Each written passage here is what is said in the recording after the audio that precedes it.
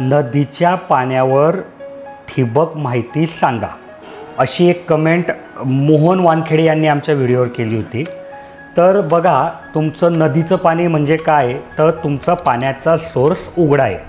उघडा आहे म्हणजे काय होतं की तिच्यात मोठ्या प्रमाणात घाण येऊ शकते, तिच्यात शेवाळं बनू शकतं किंवा आजूबाजूची घाण तिच्यात येऊ शकते.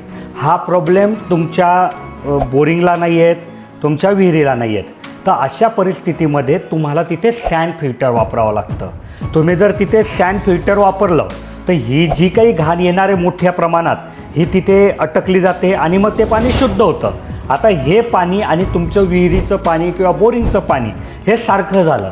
आता याला पुढे तुम्ही कुठल्याही ठिबक सिंचनाला म्हणा, तुषार सिंचनाला म्हणा किंवा कुठल्याही तंत्रज्ञानाला हे तुम्ही वापरू शकतात.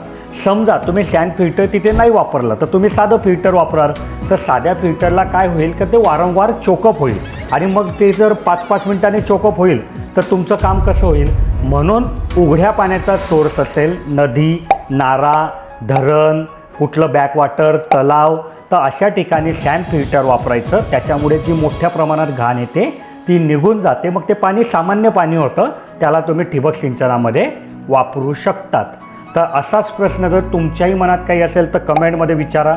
मी पुढच्या व्हिडिओत त्याचा उत्तर द्यायचा प्रयत्न करेल. आणि अजून अशी माहिती जर तुम्हाला आवडली असेल तर या व्हिडिओला लाईक नक्की करा. धन्यवाद.